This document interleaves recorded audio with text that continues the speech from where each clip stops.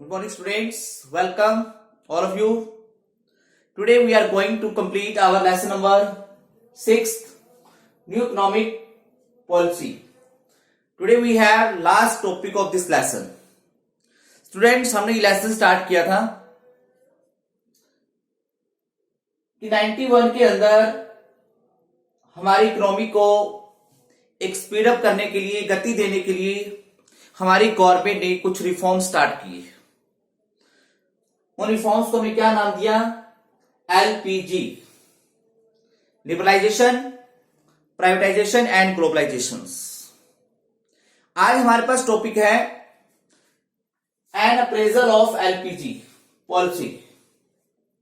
मतलब अप्रेजल का मतलब क्या होता है कि इस पॉलिसी के हमारे कंट्री के ऊपर क्या पॉजिटिव इंपैक्ट हुई, क्या इस पॉलिसी की कुछ ड्रॉबैक्स भी थी, कुछ कमियां भी थी, हम वो डिस्कस करते हैं।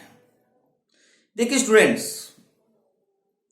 हमने 91 तक पॉलिसी को डिस्कस किया फर्स्ट 5 लेसन के अंदर। आफ्टर 90 हमने देखा, हम देखते आ रहे हैं कि 91 और 90 से पहले हमारी इकोनॉमी बहुत डिफरेंस आ गया है। आज वर्ल्ड के अंदर हमारी इकोनॉमी की एक आइडेंटिफिकेशन है, पहचान है। आज हम वर्ल्ड के अंदर एक इकोनॉमिक पावर के रूप में इमर्ज हुए हैं, उभर कर सामने आए हैं। तो इसका थैंक्स हम किसको देंगे? This thanks is given to LPG policy. कि आफ्टर 91 आज 2020 के अंदर तक वर्ल्ड के अंदर हमारी जो पहचान है, देखो 90 की बात हमने की थी कि वर्ल्ड बैंक ने, अदर कंट्रीज ने इंडिया को लोन देने से मना कर दिया था, because Indian economy became stagnant economy. But now thanks to LPG policy that our economy has become an vibrant economy. Vibrant economy कौन सी होती है? जिसके अंदर इकोनॉमिक एक्टिविटीज इंक्रीज होने लग जाती हैं, देश की जीडीपी राइज होती है, पर कैपिटा इनकम राइज होनी स्टार्ट हो जाती है।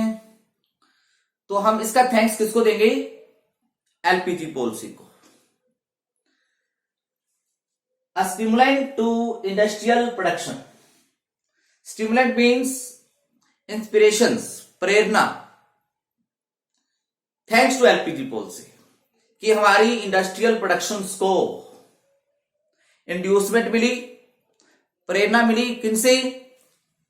इस एलपीजी पॉलिसी की वजह से कि जब हमने पब्लिक सेक्टर्स को, प्राइवेट सेक्टर्स को हैंड ओवर कर दिया, फॉरेन इन्वेस्टर्स को इंडिया के अंदर अलाउ कर दिया, जिसकी वजह से टेक्नोलॉजी मॉडर्नाइजेशन का यूज इंक्रीज हुआ और हमारे इंडस्ट्रियल प्रोडक्शन के अंदर डिवर्सिफिकेशन स्टार्ट हुआ, वैरायटी आई, तो हमारा इंडस्ट्रियल प्रोडक्शन इंक्रीज हुआ।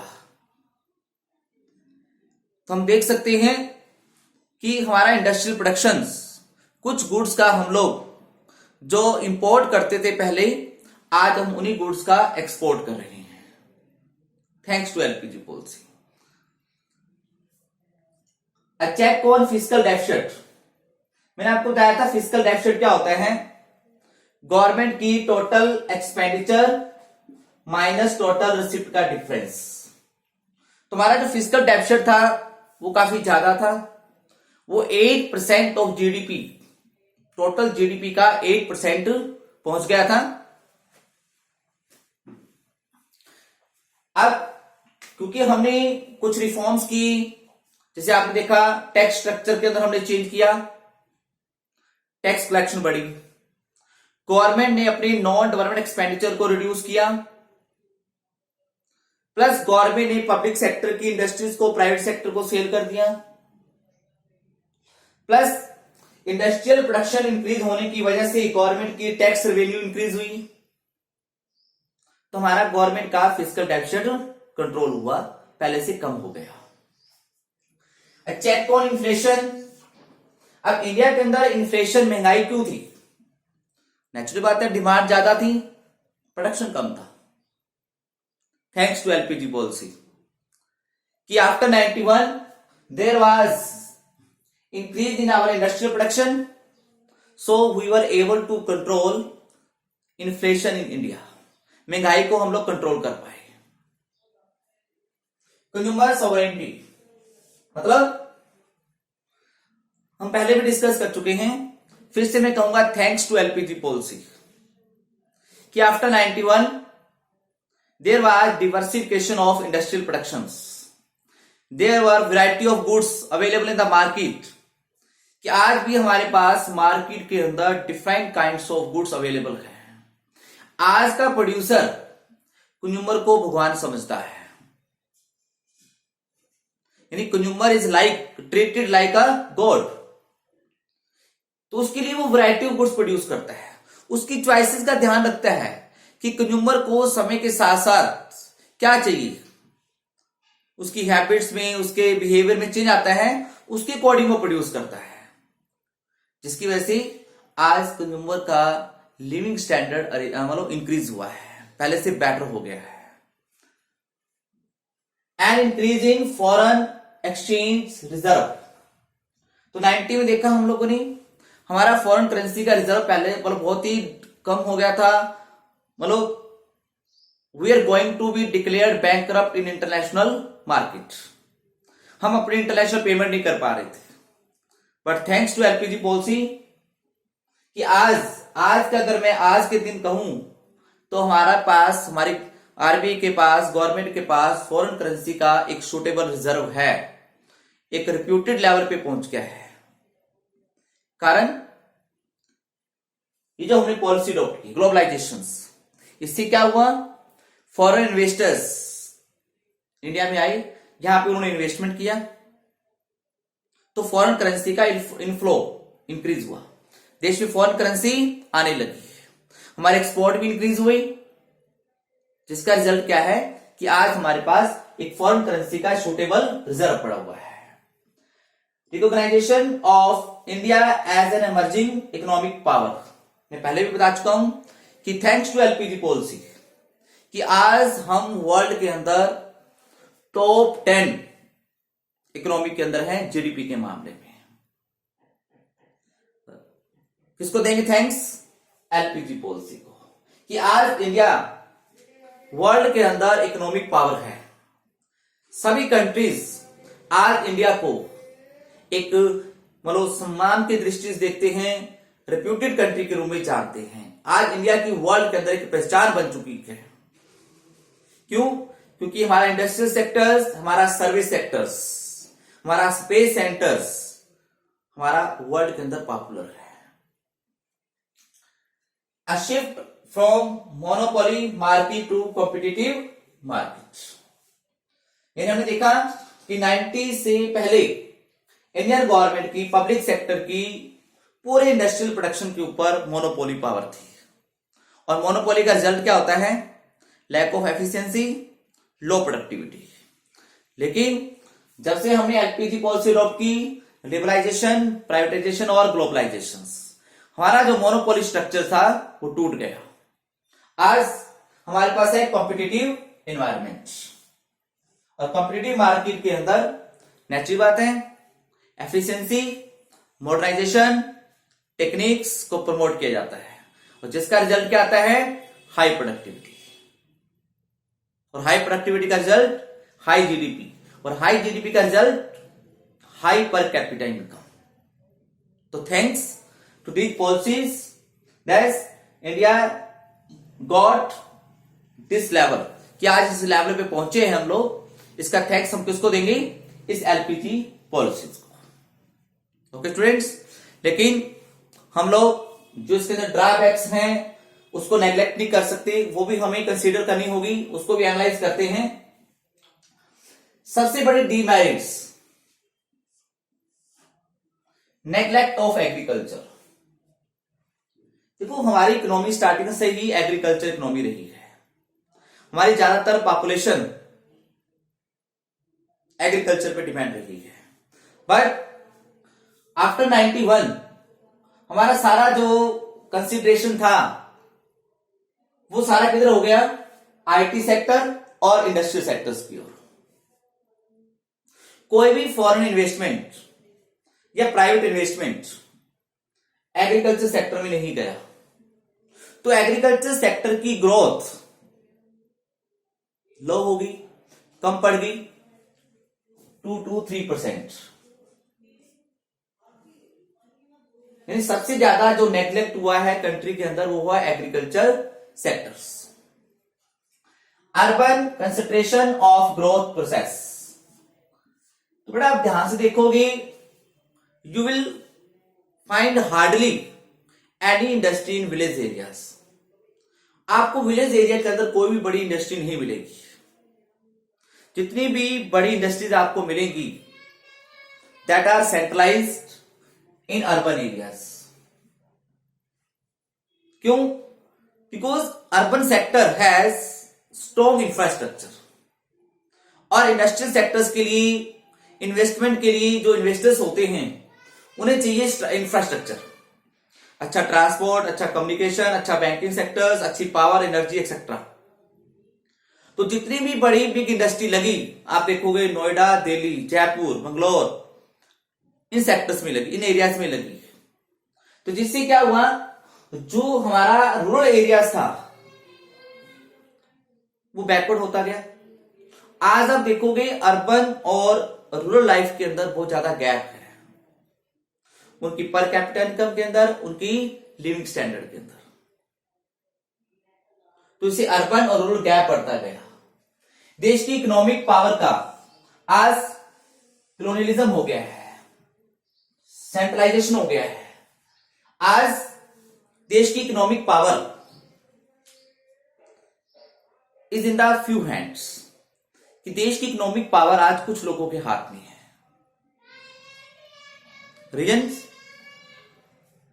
प्राइवेटाइजेशन और ग्लोबलाइजेशन, कि प्राइवेट सेक्टर इतना ज्यादा पावरफुल हो गए हैं कि वो डायरेक्टली और इनडायरेक्टली हमारे देश की पॉलिटिकल पावर को भी इफेक्ट करता है और गवर्नमेंट की डिसीजन टेकिंग पावर को भी अफेक्ट करता है। यानी आज पुअर और रिच का गैप काफी ज्यादा बढ़ गया है। Spread of consumerism,